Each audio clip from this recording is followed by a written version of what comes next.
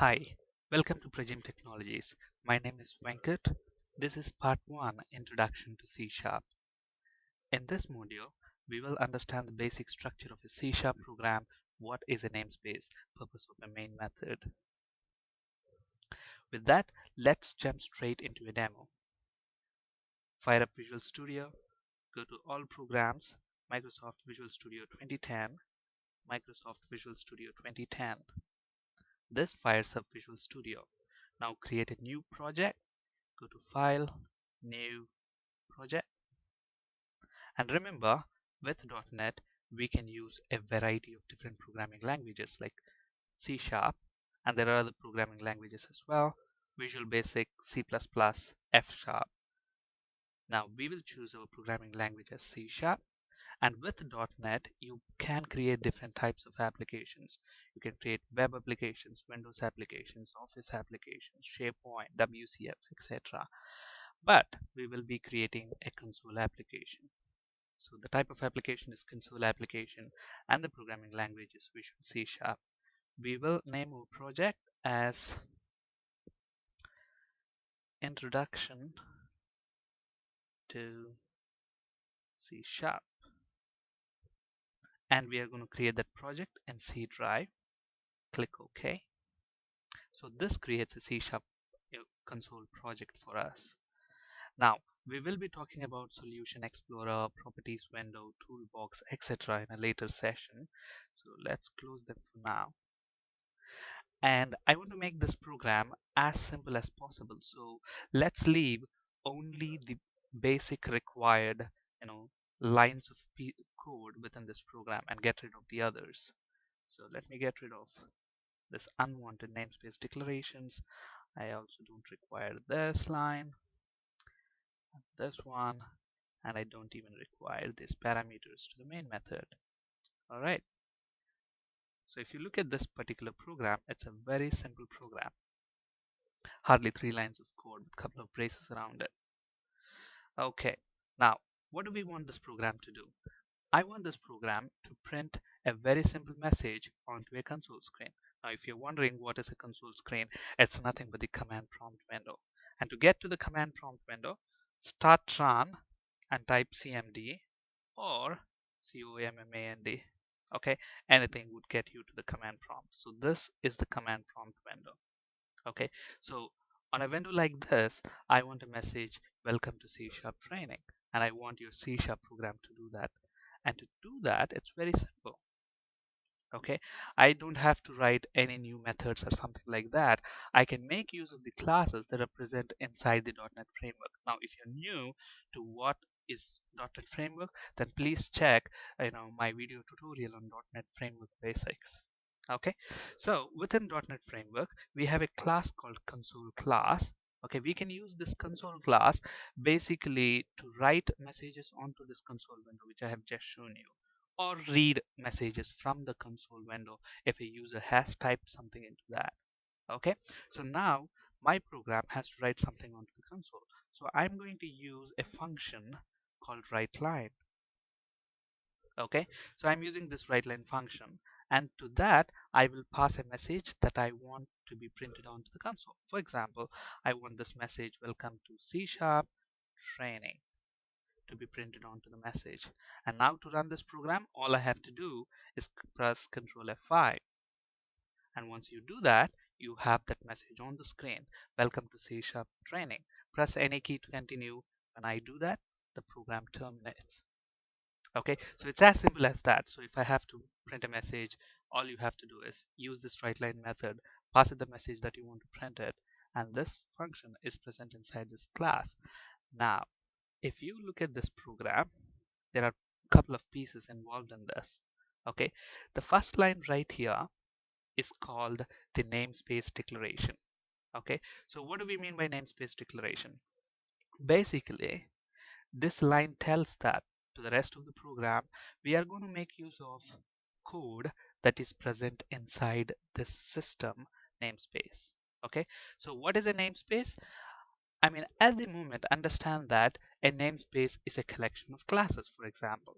Okay, because this console class, if you look at the fully qualified name of that, this console class full name is actually system.console. So the console class is present inside the system namespace. So if I hover over that, it says namespace system.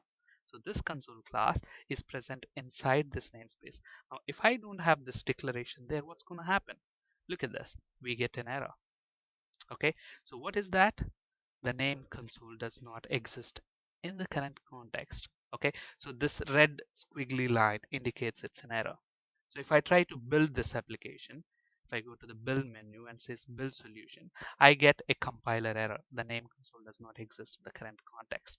That's because the program does not know where is this console class coming from. So to let our program know that we are going to make use of classes that are present inside the system namespace, we use that declaration called using system, like so.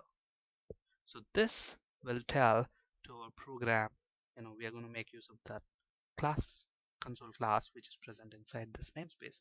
Now, if you ask me, is a namespace just a collection of classes? No, it's a collection of variety of things.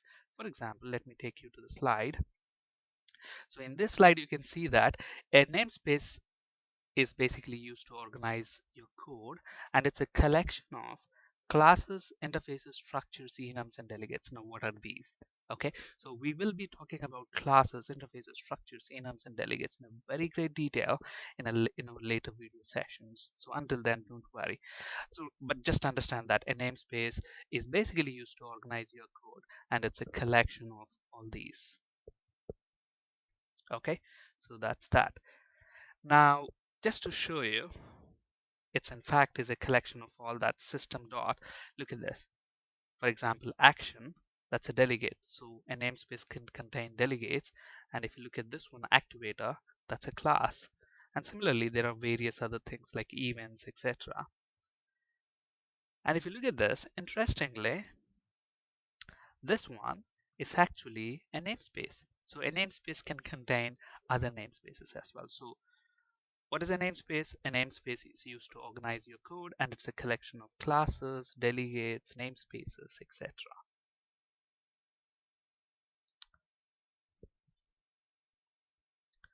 Okay, now is it mandatory for me to use a declaration like this? No, not really. You can get rid of that if you want, but if you do that, you have to use the fully qualified name like so. So you can either use the fully qualified name like that, or you can use the namespace declaration. It's up to you, whichever is convenient. Usually, in general, people use namespace declaration on the top because if in your program, if you are referring to console class multiple times, you don't have to use the system keyword, every time you use the console class if you have a namespace declaration here. So that makes it more easy, less typing basically. Okay. All right, so that's about namespace declaration. Another important thing to understand here. Okay, so let's get rid of this. Let's have a namespace declaration. So using system, and then the next piece of thing that you have to understand is this class program. Okay, so any piece of code that you write should actually be inside a class. And when we talk about classes, there are static classes and instance classes, which we'll be talking about in a very great detail in our later session. So until then, don't worry. We just require a class. Any piece of code that we write should be residing inside a class. So this function should have a place to live, and that is going to be this function, this class called program. Okay, and this is the function.